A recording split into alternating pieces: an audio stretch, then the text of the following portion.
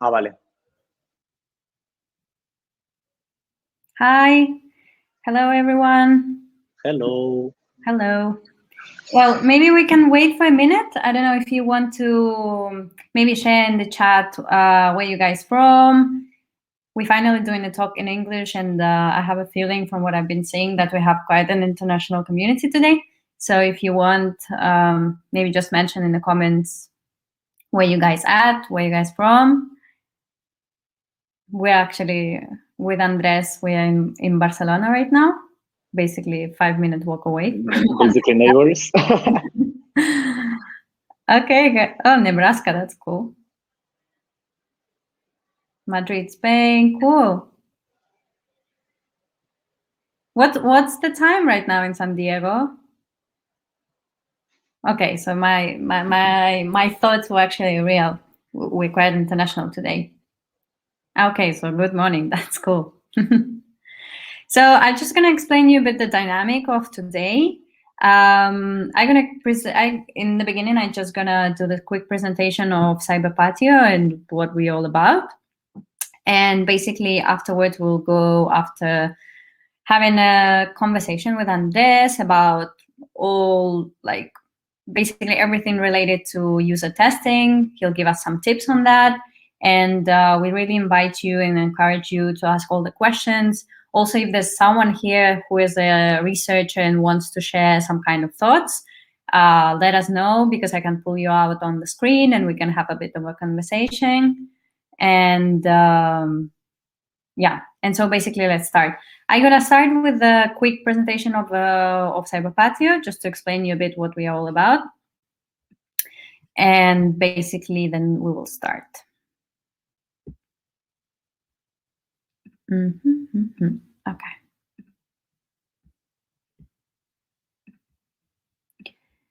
Okay. So you all see my screen, right?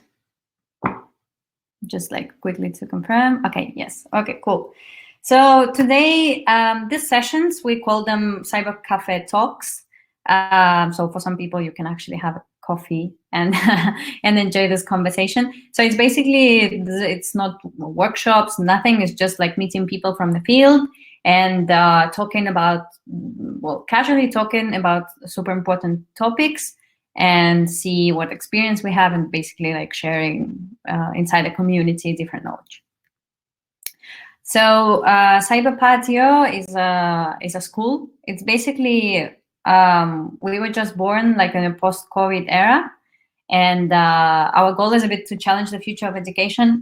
So we basically were born out of this insight during COVID, because we've seen a lot of designers and people who actually had jobs or people who lost their jobs. So, and we saw a bit this this attitude of the problem of people that they were not ready for change, and were not ready for the challenges that were in front of them. So basically, at that point, we started to think okay, even even if you're absolutely skilled.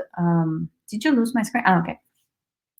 So even if you're skilled and you know everything, this basically attitude to be ready for any change and be adaptable and innovate, it's a very important thing. So this is one of our main missions on whatever courses we're given, is to help people to become this flexible, adaptable, know how to innovate, know how to defend their ideas, try to look for new solutions, and basically innovate the world around them. So apart from teaching tech skills, like digital design and others, we also work on solidarity, equality, and diversity, because well, at least in the Spanish market, I have a feeling that it's not, the minorities are not very represented. And we really try to bring more equality in the tech world. And on the other side, we also work on social innovation and trying to solve help NGOs during the doing the projects for NGOs, and instead of just inventing stuff, you actually help someone. So we have a lot of different initiatives under social action, as I would call it. And our main one is we're collaborating with, for example, the Homeless Entrepreneur, is a Barcelona-based NGO who help homeless people to rebuild their careers. They get education, they get help, they get training and mentoring to help them like come back to the market, get jobs, and basically come back to the society. So my name is Margarita. I'm a founder and also like a program manager in Cyberpatio. Well, I basically come from the world of UX and business design. For the past years, I've been working as a UX designer, and I've been working a lot in like social innovation, but also innovating and helping with digitalization for a lot of companies. I even like sometimes would go to villages and and help like construction people to innovate. So out of there and working for several years in different schools, this became like a new project, like new educational project that we're trying to like break a bit with what's education right now and try to like find the new ways, especially in like this new era that we just faced, to find like and innovate the education. And our guest today is Andres. So he works as a UX researcher at King. And he's also our UX research mentor who gives us classes and mentors our students in Cyberpatio. So Andres, if you want to present yourself, and then we'll start our conversation. I'm gonna stop sharing the screen. Yes. There you go. So hello all, I'm Andres, and as Marga told you, I'm a UX researcher. I've been working at King as a UX researcher for the past 2 years and a half, and it's been a super interesting experience. But yeah, I don't. Do you want me to tell more of my background, Marga, or how should we do it? Yeah, I think it's well, you have this like classical story when you arrived to design from other fields. So if you can tell a bit like what was your journey that you eventually arrived to user research and UX field. So so basically my background education or my initial education that I had in university was chemistry. I don't know why. I think that I was very like excited about that kind of topic, and I studied a bachelor in chemistry. Then I moved to the Netherlands and did a master's in nanomaterials. It's a master that combines kind of like chemistry and the physics of materials. So I went like full on, very like into theory and maths and all, and it was pretty cool. And then after this, I worked for Philips in Eindhoven for like some time, and basically I was working on the LED based materials. You know that like some years ago it became this whole thing that we wanted to get rid of the typical lamps, and then we were replacing everything with LEDs. So I was doing some research over there, and then basically that finished, and I had a bit of a crisis to be like, okay, do I want to continue being a scientist, or do I want to? How do I see myself growing as? And then it's when all the UX UI philosophy of the human-centered design and research started. Well, started. I came to know about it, and so I decided to move back to Barcelona, and I did a bootcamp. I think it was like 3 to 4 months bootcamp in a digital school over there. And it was a super nice experience. I thought I was coming from like nothing, because I was like, okay, I'm always interested in design, apps, and so on, but am I actually good at it, or can I bring any value from my previous experience? And I found out that I think I did. I think that my past as a researcher also made my kind of like understanding of the methods in UX research as well very strong. And as well, I apart from doing the UX and UI design, I saw myself going a lot into UX research, because it was like the in between, right? Like working in research, following methods and like the scientific method, and at the same time kind of like working with a human-centered philosophy and so on. So yeah. No, that's definitely cool, because I've been meeting like, well, out of my students, I have like people who worked in labs and they became developers, or then somebody who just was like a flight attendant become a UX designer. So there's plenty of the stories like that, because there's also a lot of people who doubt like, I worked in a field that has nothing to do with design, can I actually launch there? But luckily UX design is so diverse that especially now there's so many titles like architects, researchers, and interaction designers. So there's a lot to try out. Okay, so maybe if you can tell us about just like user research in general, like personally from your work, what is like the best part and maybe the worst part? Mm, so I think that like for me, the main difference when I started doing research or like how I consider UX research is that it is qualitative research, and that it's very hard to no, there's a lot of biases because we are working on like human interaction and human behavior. So I think that one of the first things that shocked me the most were like, how can we tell if something, no, how sure are we of what we are learning? um so yeah, I thought it was like that was the first thing, and I think that makes it a very exciting type of research to be doing, just because you always have to be super alert of like what are the biases that you're having, and like what if you are asking the right questions or not to the right people. So I think that makes it a very complex way of thinking.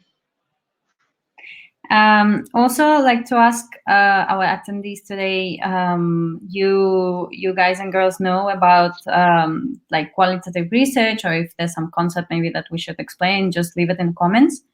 You also have this thing below, if that's called Ask a Question, so you can write your questions there, and in the end of a session, we'll go answering them. Okay. So the other main question, which I mean, generally we know, but my question will be like, why should we test? Why should we test things, right? I mean, I think that because we should not answer the things ourselves, right? I think that we are very used to, I mean, we are humans and we have a lot of assumptions. So I think that when designing or like studying the digital, not digital apps or digital systems that we are like every day using more and more, we are taking a lot of decisions that, and we forget to ask and to realize who are we actually designing for, right? And I've seen this happen a lot, where the person designing or the person doing the research as well, it's very far away from our user, from the person that is using it. I mean, if you are 22 years old but you're designing for 60-year-olds, you really have to do a big exercise of empathy, and you have to ask questions. I mean, how easy is that? Yeah. Well, yeah, asking questions and like being curious, I guess this is like the two essential things. But also, for example, there's usually a problem that when you have like clients or you're freelancing, they basically don't want to test, or they haven't been testing, so you need to convince them. So in your case, if you had to convince someone, imagine like someone, I don't know, I'm not going to profile, but just like someone who doesn't, I'm not getting that. Just someone who doesn't believe in research, or they don't want to spend money. Like what would be a way to approaching these people and actually convincing them? I think that Sorry, it's like an interview question. it's a bit of an interview question, Yeah, but that's perfect. That's a good one. I think that we also have to empathize with the people that we are working with, and I think it's also, as part of a researcher, big part of my role, at least from what I have like learned with the years, is to understand as well the people that I am doing the work for, and even if they don't believe on research, there is there is a big part of like UX research that is evangelize the research and like and the human centered design and methodologies. And also one of the things where like people don't want to test is because they think that it's going to make their work more complicated, which is true. So making the work more complicated, it's true. You're going to ask questions and you're going to receive answers. You may not get the answers that you're expecting to, but you have to be open for change. So I think that it's about detecting the how able are the people you're testing for, how ready are they to change things, and also compromise on your own research if it's needed. Maybe at the beginning you cannot be researching on something and be like, this is not working, let's change the whole thing. Well, you have to understand what is the bandwidth of change from them. And also the other thing is that they think that research takes time, and it's true as well, it takes time, but there is so many different methodologies that you can use, and especially user testing or doing user interviews. It's something that can be done in like 1 week if you really want to, or less. Like, so how easy is it for you to wait 4 days and have a qualitative insight towards why or how are your users using your product or your idea. Yeah, that's great. Well, I actually, my favorite moment is like when you're in a course or a boot camp, you do a design sprint or something, and it's like you run a first testing, and the students are like, okay, let's see what is it all about. We're gonna show it. Well, it's usually very natural, like, yeah, we're gonna show it to somebody. But then there's always like the first thing is like they don't see the button, and they get so surprised. And well, eventually whoever tries it, they always fall in love. So I really like this moment of like first time testing. They will be like, I thought this is obvious, or like it's a word doesn't make sense to other people. So I think it's like my favorite moment. Yeah, mine too as well. If you think about it, and another reason for you to also, or a tip that can help you convince or work together with the people that might be a bit more reticent to be doing this kind of research is including them on the whole process. If they come and they see the user token, it's just like there's this like inherent empathy, basic instinct way that when you see someone that is using something that you're doing, it's expressing themselves. It creates this kind of like invisible link that it's super cool. And I think that it's this moment that you're talking about, Parga. Definitely. Okay. Yeah, exactly. So let's maybe dive in a bit the process itself. Yeah. By the way, I'm not reading if there are questions or comments because I get distracted. But Marga, if there are things, tell me. No, I think it's better if we do the Q&A like in the end. So okay. we will just finish and then we'll do the Q&A. Okay. So talking about the process, I think we can talk about each step and then have a bit of a conversation. So usually we will start with basically like, well, preparing the research questions and setting the strategy. So I don't know if you can share like some tips on that or whatever personal experience or how you live this moment. Can we, the links that I sent you before, can we send already some of them, or do you prefer to send them at the end, Marga? No, it's okay. We're going to talk about them later. But yeah, which one do you want? The website? Yeah, the research skill framework.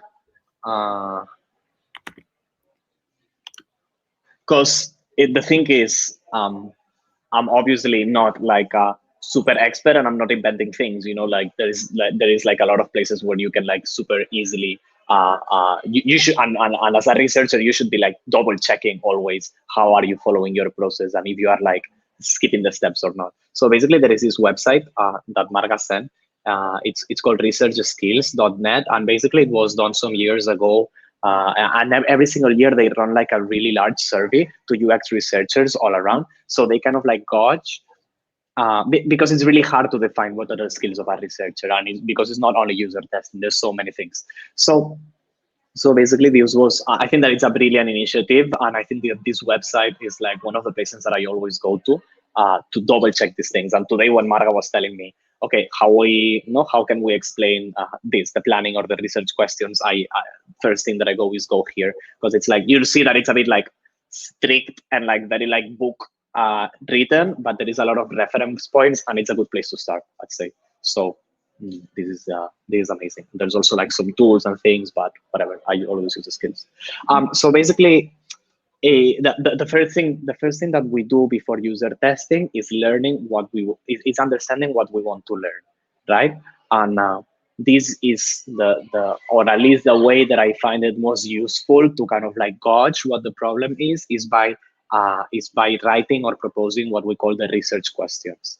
Basically, a research question, as I was saying before, it's what do we want to learn? And obviously, we want to learn a lot of things. So something that helps me a lot when working with the UX designers or with the other designers, it's to ask them what are the two things that you're adopting the most right now, right? Like you're taking a series of decisions upon putting a button here, there, or prioritizing the information in a website like this or like that. There's so many decisions taken as a designer, which is amazing. But then you ask them to prioritize what are they more doubtful at.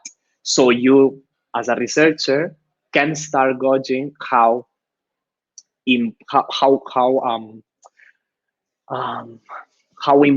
or how actionable your results will be. So starting to ask the research question, you also have to always, and I always think about the end goal, which is presenting results and action them. Because if you present results and you don't action them, or no one reads it because no one reads reports, then no one is going to use them.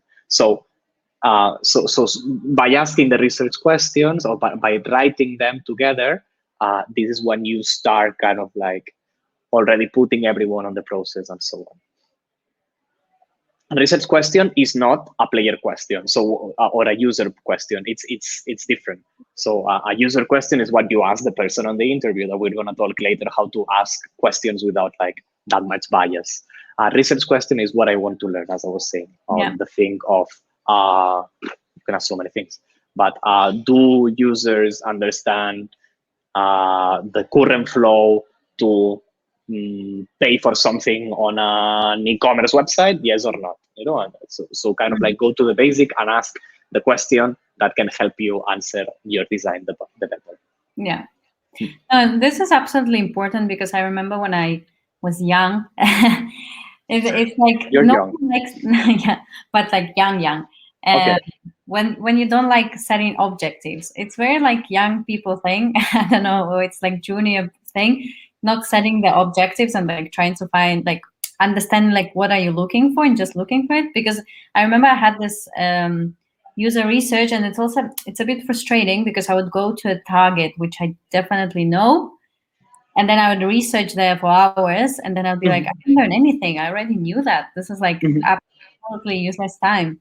And so it's very frustrating. So I think like research questions help you. It's like an easy way to like set a bit your objectives, like what are you trying to learn, because you need to answer certain questions. And I also usually I mix it up, like I do research questions for users, for the market, for technology, and like you can do whatever depending on your projects. You can set up different fields, but it's definitely necessary and useful, and it saves a lot of time not to end up there being like, okay, I already knew that. What did I do? A good technique that I use to kind of like create the research questions out of the team as a whole thing together is that, like, obviously when you're working with a team with like different people with different disciplines, if you're lucky enough.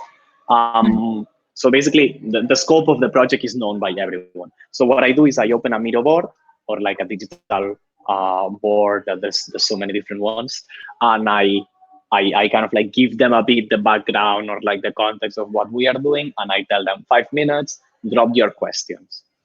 So it's really hard to write a good research question. So the questions are going to come up are maybe like personal questions, or a lot of times I see like people think that they are asking the player directly, and they are writing like, what do you think about this or that, which it's cute, it's okay, but it's good because you kind of like do a brainstorm of like questions, and then you prioritize them. You ask them to go to which of the 3 of them they think is more relevant. And with this like 5 to 10 exercise minute, then me as a researcher, I have like such a big canvas to start working at, because I can see like, okay, the thing that they as designers or as a team think that is more important are these 2 or 3 topics. So I can start building on top of that, and it's super useful. Okay, cool. Something to add on like the script, like any? Well, I mean, script is there. I mean, it has usually, you also start with like contextual tasks and then the review, or have any other way of doing it? Yeah, so yeah, okay, research questions, we're done. We know what we want to do. We decide that we want to do player or user interviews, right? We just want to talk with the user about certain topics and deep dive into, no? So a user interview basically is deep dive into the user's behavior or perception upon a certain topic. And it can be very general if you're trying to gauge or discover a certain topic, like for instance, I don't know, buying clothes, or you're trying to discover something very specific, like how quick do they put a cloth into the basket, right? That's a usability testing. But I think that it can be done both, because it's in a user interview and you can either do like the 2 things at the same time. Okay, you've decided that is good to go. So now is when you're gonna go and do your script. Your script basically is the instructions that it's gonna help yourself to guide the interview. And I don't know, I personally get very annoyed by the typical scripts and templates that you find with like the whole contextual information, the question, the introductions and all. And I think that a script is whatever it's helpful for you.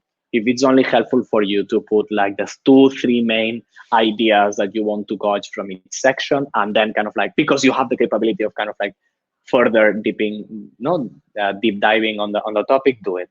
If you are like, it's like doing a presentation in school, right? There is people that like have to have every single word written and they feel super confident with it. Perfect, good to go. There is people that don't need to or don't have to because they actually feel less confident by having every word written. Same thing.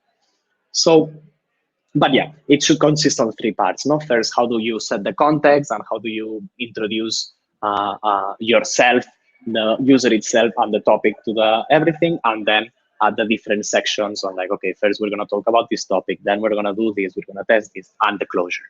Okay. Do you test your scripts? Do I? Do you test your scripts? Like usually it can be done. It's more done with surveys, for example, but Mm-hmm. you tested your script like having the previous conversation, or? I think I have. When it's been like the typical user interview that it's very complex and you know that you have to ask a lot of things and deep dive in a lot of topics, I don't test my script, but I test my interview. So basically I will ask 1 or 2 of my colleagues of, do you have like half an hour today to run an interview? So as you're more relaxed because it's your colleague and you are That's not. what I meant. That's what I meant. It's basically like to have to write the script and then test it with someone before actually going to real interview. Yeah, it's super useful. And as well, I think I believe of a script of a living document. I always change it. Like I always have the same that I copy paste and then I like reshape it and see, because you have to be, or at least I feel like I have to be super in the conversation if I want to kind of like bring out insights from the users. So concentrating on the other thing, at least my attention span is 0. So I struggle a lot from it. So I know which are like the keywords that when I look there, it will help me kind of like continue with it. But it's a living document, and you have to do your own with time. And I hate all the templates that are over there, but that depends on the people for sure. Yeah, cool. So then, okay, so we have the interview, we prepared we everything. Tested it, we prepared it. Yes. And let's maybe talk a bit of basically during the interviews, because I think this is like one of those doubts that usually people have. Well, and also like how we fail without actually noticing on how much we actually bias or give comments or direct. I don't know. Any of you? How many of you have tested? Like, do you have experience testing? Is there any issues that happen? Maybe you can share. Like usually, I always, well, at least in the teaching, like I'll be talking about, of course, like junior people, but a lot of, like they say, the user should be talking 95%, and then the researcher should talk 5%.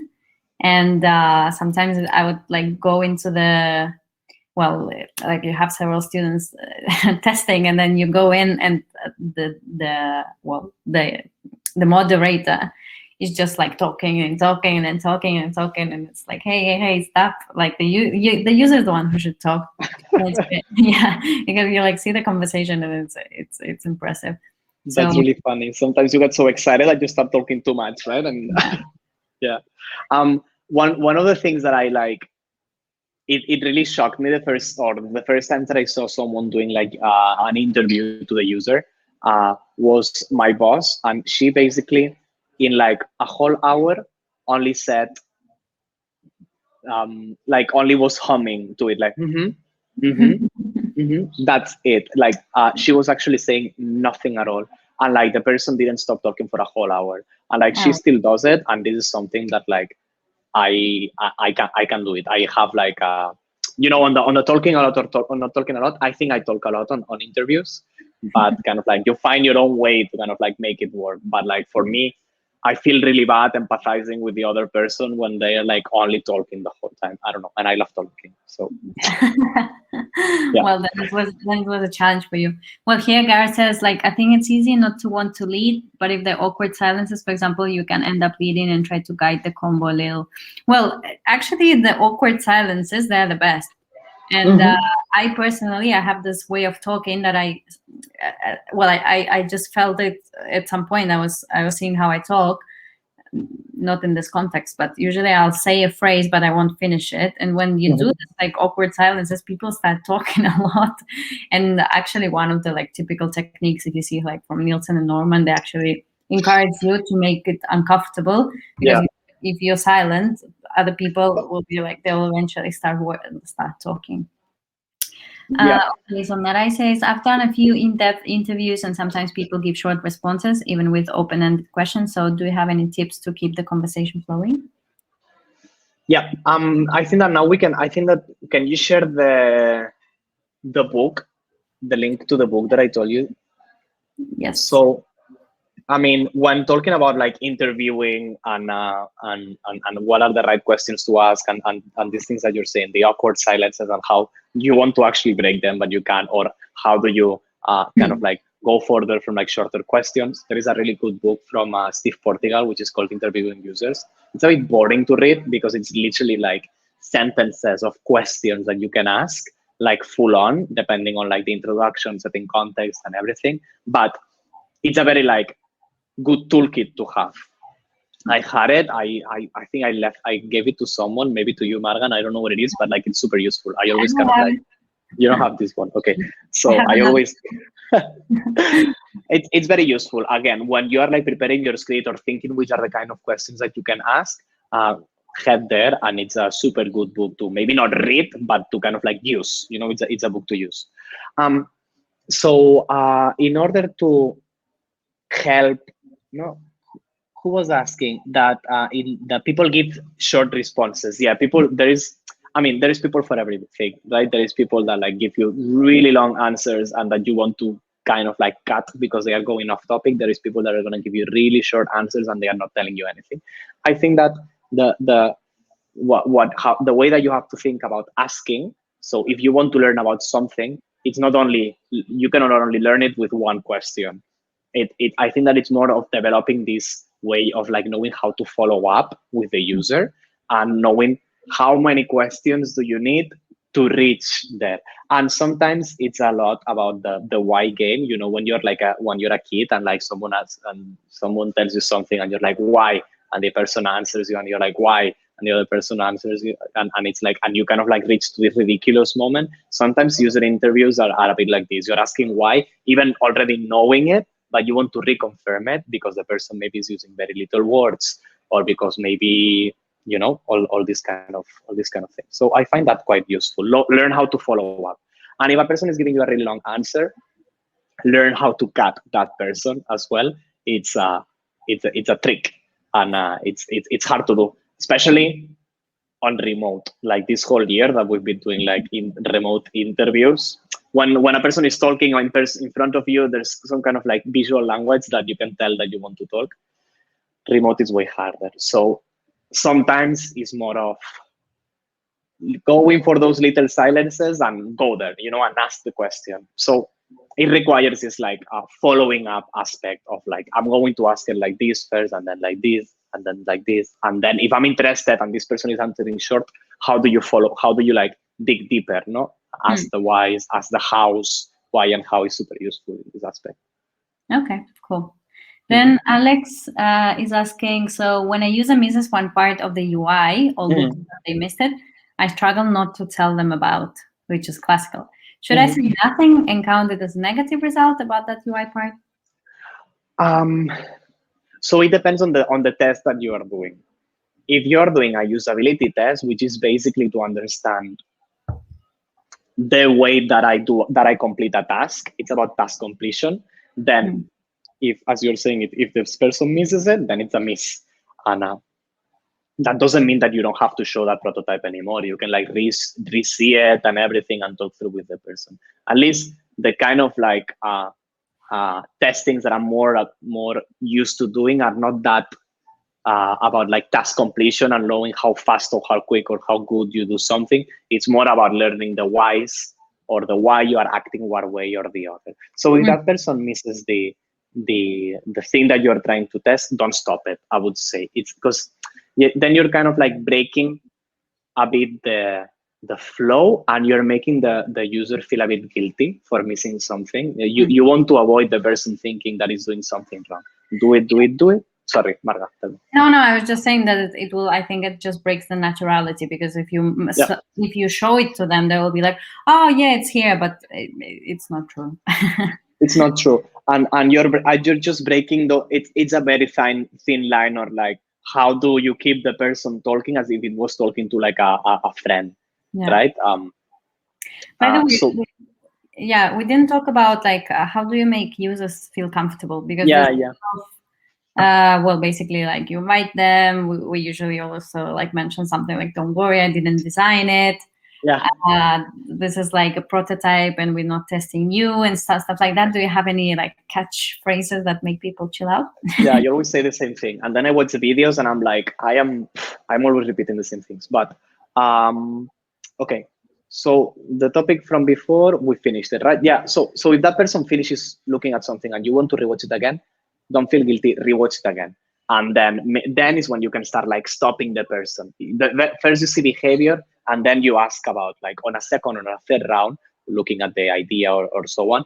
Of course, you can ask. It's good to ask, but maybe it's not that valuable. You're just gonna be able to like kind of like gauge a bit of the why and how he hasn't looked at it, or he or she hasn't looked at it. So then on setting up context, I'm gonna stop you quickly, because I think you just answered Niall's question, because he was like, how do you weigh the difference between participants, what they do and what they say? So you just mentioned that you basically see what they do, and then afterwards you can like ask them a bit of a lead question. And that's another topic as well. One of the most important things is like not to ask users what would they do. So if you ask me what to do, I'm gonna tell you what I would do in a certain situation, and it's not real. So a way to first see them act on whatever you are showing them, and then if you want to know what would they do, because it's very normal. Sometimes you want to know the motivation of that person of doing something or not, or like why would they choose to do something or not. Ask them about past experiences. It's always way easier to recall what I normally do as an habit in the past than ask them what would they do. So that is a no sentence, and you'll see it in the book, in the interviewing. It's very well told as well. So ask them like, how do you normally do this? Have you ever used something related, like similar to this? So always try to players tell you the truth, right? And not tell you what do we do. Yeah. Basically base it on the past, because I think we had this conversation. It also happens with the surveys. It's like, would you pay, would you this, and it's like basic human nature. We expect, like, it's like based on studies that we always see ourselves better people in the future. Like, we're gonna be richer and healthier, and we're gonna go to the gym. So whenever you ask them about the future, they'll probably give you the better options of, or like better image of themselves. So they never work. So you always need to base it on the past. Yeah, like I totally. And then if you come with results telling what would they do or what would they they are not going to be believable. So it's going to be really hard for you to action those learnings. Yeah. Well, or you can action it, and then it won't make any sense, because the actual behavior will be very different. Yeah. So coming back, I interrupted you, but I remember coming back to the making people comfortable on the interviews. It's all about setting up context, and I think that it has to, or at least the way that works for me a lot, is to have a very honest conversation with them as well. It has to be a bit neutral. You can't be overly friendly to a user, because then this user is going to act positively to the things that you're showing him or her. And the same way, don't act like too cold or negatively, so then this person is gonna like lose a bit the energy and not be him herself.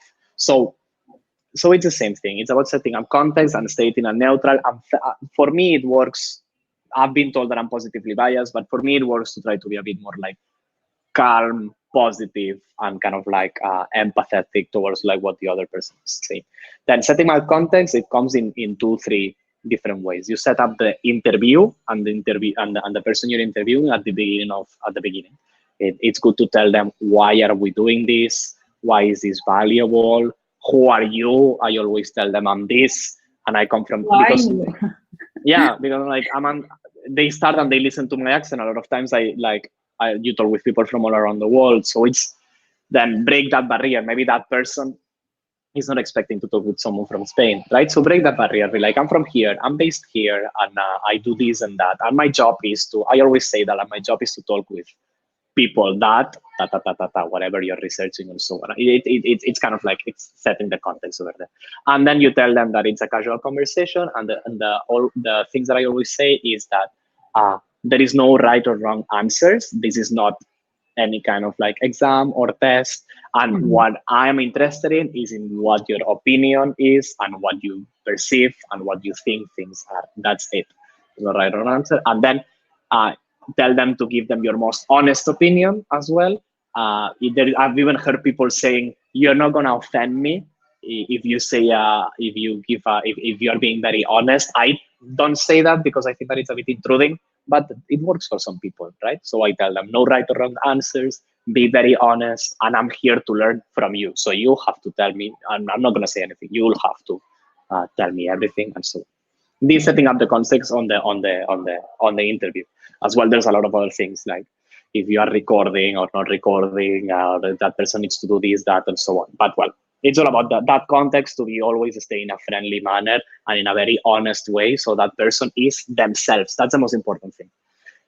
And then you're setting up context when you're testing things. So if you're having a normal conversation about topics, you don't need to. But if you're going to be showing prototypes, you're going to be showing wireframes, you're going to be showing interactive, like full-on app or a function, or even like a build and so on, then you have to set up the context. And what I normally say is that depending on how we're doing it, the thing that I do is I share my screen and I tell them that I will be acting as their hand, because I'm not interested in knowing how fast do they do something or how would they use it. It's obviously way better, but remotely I'm more interested on the why and the how.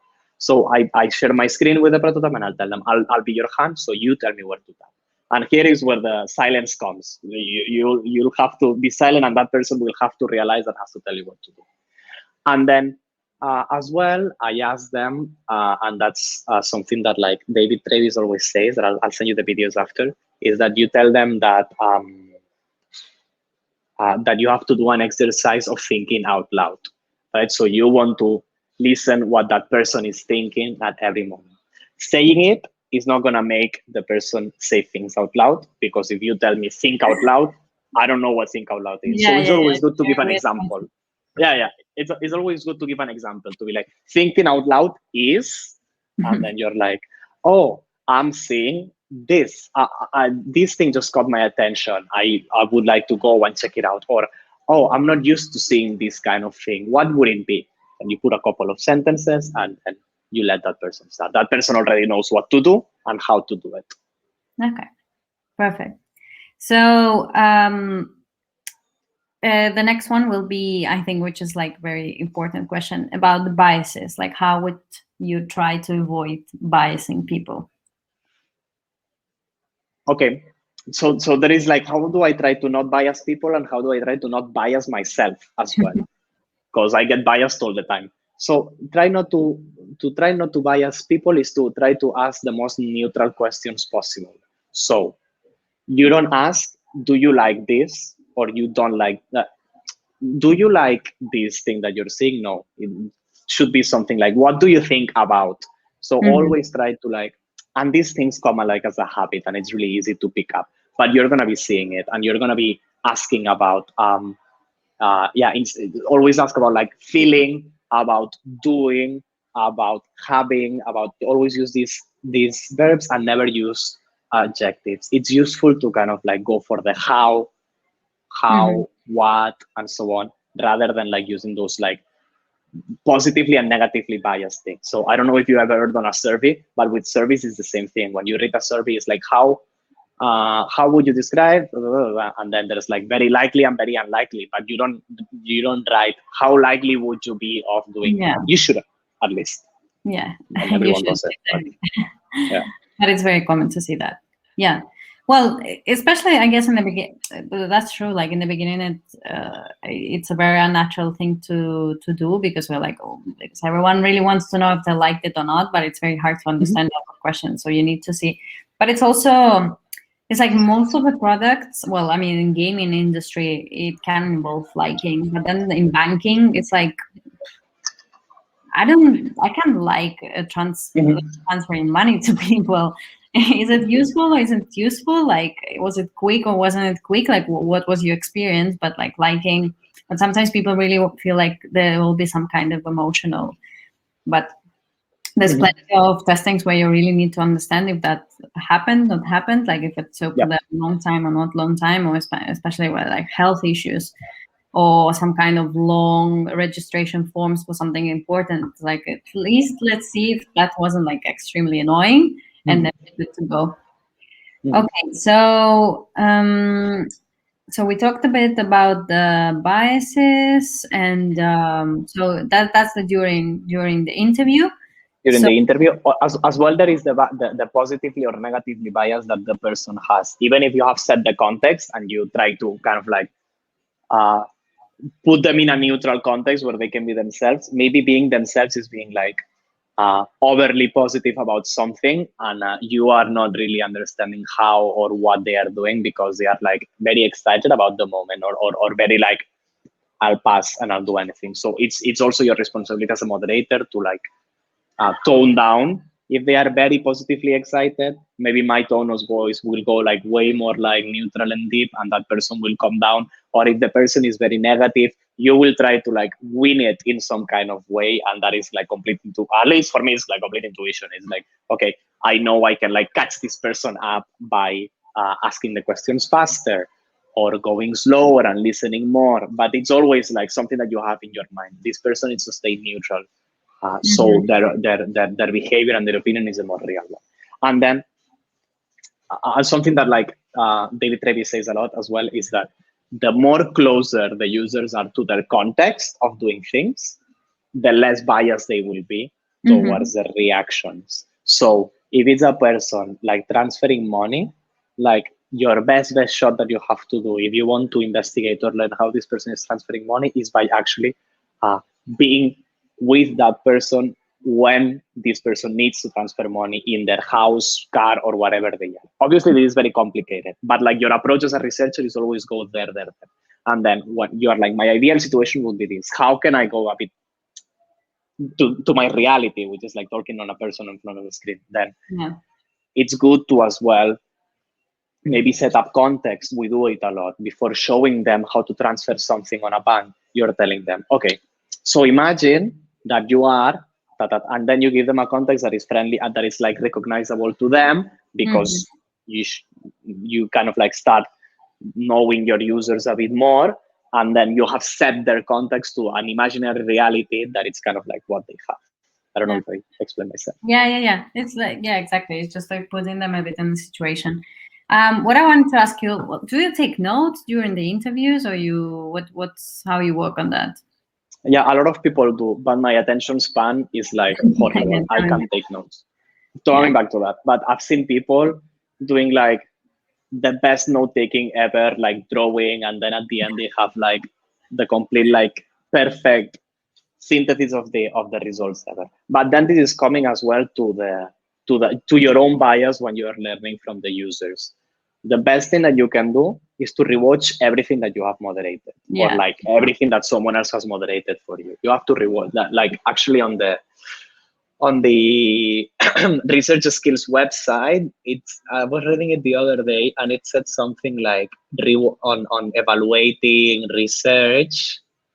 Anyways, it said something like plan yourself 2 hours of analysis for each hour of interview. So it's super time consuming, but like you have to try as much as you can to like rewatch everything. Why? Because as an interviewer, you have a lot of like positive bias that can come from these two persons have said that on the first two interviews. I am going to be thinking about this the whole day because these two persons have said this the same exact thing. So for me, it's a pattern. This is really bad. So you have to like be super aware that like the opinion that you're having about the things that you're testing, it's not true. you have to go back the next day and you have to talk with the person that might take notes. You have to talk with like the designers that were watching it with you. So you can't be alone doing it because you're obviously gonna bias, and rewatch and take notes and then go with your empty mind to it. Yeah. Yeah. Well, I mean, this is a bit of a luxury that you have like people around you, because the cases when you're really on your own. But also, for example, that's what you're saying. Well, I guess it's like purely in very like technical usability testing, just measuring the like how quickly the task is done and stuff. Like in Nielsen and Norman, they recommend like if you test with 5 users, if 2 first users made a mistake somewhere, change it and then keep on testing. What do you think about that? I think it's amazing. Yeah, normally what I do is that I will want to have everyone that has been involved in the design or whatever we are testing on the first interview, and then I try to like have a chat. So we need to, I don't do the 2 of them because then for me it's like too much work, and I can't do it in one day or whatever, how we are doing it. But like after the first one, I always try to have like a chat with that person to see if we need to change something, because then is whenever you have the user in front of you, is whenever you see that like if something is not working and so on. Like iterate in the moment, but don't iterate after the 3rd user, because then if you have like, if you're talking with 6 users, then you're biasing your design. But if you're doing it from the first one, you're kind of like having the quick fix. Quick fix, yeah. That's I love it. I think it's genius. Pretty cool. Okay, cool. So well, we have like 15-20 minutes left. So can you give a bit of a, well, no, actually 15. Can you give a bit of like general recommendations? Let's say, I don't know, something that you would recommend anyone who starts with research, or anyone, well, even if someone is working like you personally, what you've learned. Yeah, I mean, first of all, I wanted to send as well the link for the. Then you're gonna send it everything, but you've been mentioning a lot Nielsen and Norman, which is cool. But like my complete idol in the case of UX research is this guy called David Travis. He's amazing. And he had a YouTuber phase in which he was like posting videos talking about like avoiding bias, what is the difference between a usability test and a user interview, and so on. And he's amazing. He's the best one. So this is the video link that you gave me? The YouTube channel of David Travis, yeah. Okay, here we go. So he basically has YouTube channel. Me, millennial, I struggle a lot reading books, so this is my go-to. But then I have the book. Yeah. I have this book, which is the Think Like a UX Researcher from him. That's the boomer part. This is the boomer part. This is amazing. It's like what I go to always. I mean, and if you want to start as a researcher, or if you are a researcher and I need to refresh myself as well a lot of times, because you start developing biases on your research. I always go to the Think Like a UX Researcher book, because it kind of like brings you back to like understand the context, interview the user in the context, kind of like don't tell them not to ask, and so on. So it's super cool. And yeah, as a starting, and not even as a starting, I think that we shouldn't be running user interviews alone, even if we have to. I think that the best thing that you can do is always having someone either taking notes or like looking at the interview. As many people possible involved in the process, of course, but something that really helps me improve is like also always having a colleague or someone and have a constant feedback of like, you're saying this wrong, you're biasing yourself. It's like a constant reminder of when you see it from the outside. Sometimes I see myself on recordings and I'm like, why did I ask this? I'm so stupid. So always like be super critical on your own way of like interviewing. And I think that it makes it even more fun, because then at the end it might become a bit boring. So keep it a challenge, and kind of like see how can you improve in your way of interviewing. Well, and like classical retrospective that we do every Monday. So, well, any company, like just retrospect on yourself and and have a look at what you're doing wrong. All right. Okay, amazing. So let's spend like the last bit just answering some questions. So here's the question from Niall of how would you describe what empathy looks like in the interviews you are moderating? How would I describe? What is this one? Empathy looks like in the, like, I don't know if he means if it's about Can you explain maybe the question? I don't really know how to I don't understand it either, but I'm curious. but we're curious. Okay. We have another two questions. So, okay, who is here? Okay, that's not I. You mentioned the need to be aware of our biases and safeguarding against them. What are some practical, specific ways to do so? I'm pretty new to UX, so wondering if you have any tips. Can you see the question? So I don't. Yeah, I have, can. okay. But I like it when reading it, so it makes it more like professional. What I was gonna say, I think that it's about like reviewing and rewatching and like always having like four eyes into it. Bias we commit every single day, and we still do even if we analyze the research and we think that we're like super thorough and rigid. So it's always about rewatch your own interviews, rewatch your colleague interviews, and never assume something. Double check it, and as well try not to do as a researcher. So the thing that works the best is like to not work alone. If you are analyzing, if you are thinking about the research questions, don't think about the research questions yourself. If you are analyzing the data and you're analyzing the observations or the notes that you've taken, do it with as best as you can with everyone involved, so everyone can action it and whatever. But like ask your two colleagues to come with you and to like read notes and understand, because it's very easy to like jump into conclusions really fast, and that's your goal of your job, right? To be like, okay, I need to have the answer of that. Maybe sometimes there is not an answer to it and you need to like redo or research. So for me it's like double checking always. Yeah. Mm-hmm. So another question is from Gareth. How do you generally determine or uncover the difference between what people say they do and what they actually end up doing? As often there's a vast difference. Is it just the case of testing two different methods or going with one preference? That's Well, the Twitter huh? no, I'm just saying, I think we're like, I don't know, Gareth, do you want us to go a bit deeper on that question? Because I think we were basically talking about it, no? But if you want to respond it again, that would be cool. So how do you differentiate what people say and what they do? How you believe don't ask them what they would do. Don't ask it. I think that it's more like try and create that environment in which you will be able to observe it.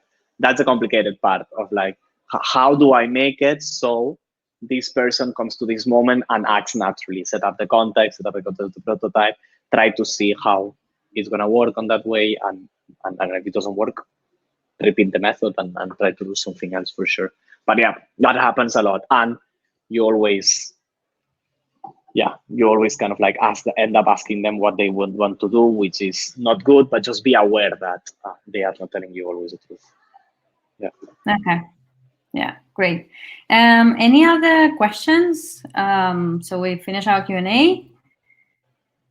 If there's any other question, meanwhile, if somebody is going to ask a question, what do you think about the future a bit of a UX research? Like the research, you have any of, I don't know, especially right now that a lot of stuff changed after everything got online, and I don't know, what do you think? You have any ideas on what's a bit of where we're going? Or maybe like the technology also, like can this role, for example, be replaced? I mean, the way that I'm kind of like seeing things go towards is very much like approaching research in a mixed method way. So as a UX researcher, you have to be conscious that you're gathering qualitative data, which is very valuable, but it's also very interesting to start learning more about quantitative ways of learning from the users as well. So I think that the future is like collaborating a lot with data science and kind of like learning in some way to it's called mixed method research, and it's actually something that is kind of like coming out quite recently. Yeah, this is on the type of research I would say that kind of complementing it every time more and more. So the end goal to it is that like the users and the research, it's what is going to allow us to take decisions, even on like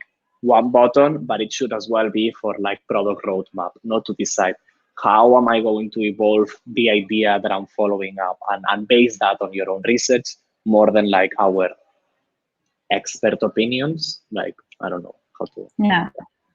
That's a few Well, things. I definitely think like the qualitative research, because everything shows that technical skills, well, they somehow can be replaced, but this Yeah. empathy and understanding humans and setting the strategy, it's like always there.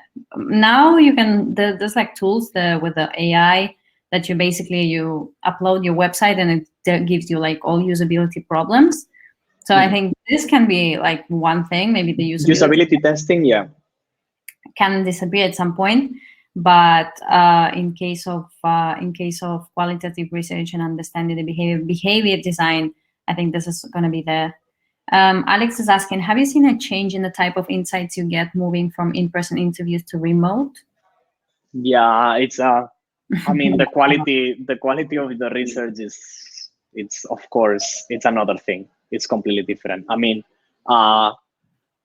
another way to take it is that you can learn different sets of things by doing it online or by doing it in person. Maybe doing research in person only allows you to see a certain set of population. You are very bounded to your geographical location and the type of users that are going to be willing to assist in person. So one of the good things is that like you have such a broad variety, and like it's so much easier to understand the demography of users. But the other way is that you can't tell if that person hesitated into. I mean, you can. There is tools and there's ways to do it, but there's nothing better than to see one person using something. But yeah. Okay, cool. Well, I see that there's no more questions. I'm just gonna quickly share some. Ooh. Okay, here we go. Basically, just to share with you, sorry, that what we do and what Andres is also participating in the school. So basically, we finished our cafe talk today, and I just wanted to go through some courses that we have in Cyber Patio, and the one social action thing to invite you to join if you want. So basically, we're planning and we have a couple of boot camps. It's a full UX UI boot camp and UI intensive. So in case of a UI intensive, it's a bit like a new format. It's like you have 10 weeks. Each week you're doing a project with a different mentor, and it's absolutely, well, both of these boot camps are project based. So for anyone who is looking to upgrade the skill set or find a new job, these are good opportunities. I'm gonna send you a follow-up email with some links. Then we also have practical courses. The upcoming one, we have a UI and design system course, which is coming in NFTs. So we're going to basically launch this course with NFTs together. So it's an interesting concept. So if you want to follow us on social media, we're going to announce it like in a couple of days. And we also have a user research training. It's in Spanish for those who are from Spain joining us today. 6 weeks to project, which starts in the beginning of June. So you can find all of that information on our website. And as I told you, like we are supporting homeless entrepreneur, and like from Cyber Patio, we give them 2.5% of each course fee. So whenever you pay for a course, we donate this amount to them.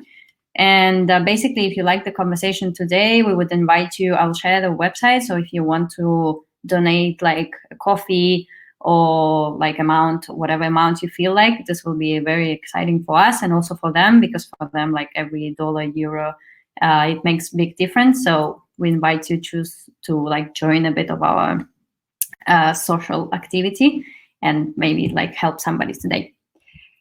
So basically we're done. Thank you, Andres, so much for joining us. And we're gonna share, I don't know if the links, which we shared all the links, which is amazing. Thank you everyone for joining. For joining. I hope it was useful. I think it was useful. I don't know, the people who joined us today, maybe you can give a bit of a feedback. That would be super nice. If that, maybe there's some kind of questions that were not answered, so we know it for the next time. But we'll keep this going, and then also, I guess in the closest future, we'll select other research topics, because there's a lot of interesting stuff that we can talk about. Okay, cool. Well, everyone is happy. So tomorrow is Friday, guys, girls. We need one day, and then we can, I don't know, it's like in Spain, we just got a bit free. So everybody's in a quite good mood, because we can actually go out after 10. We have no curfew, and the weather is getting nice. So we wish you everyone like a very nice evening, and see you soon around. Ciao. Bye bye.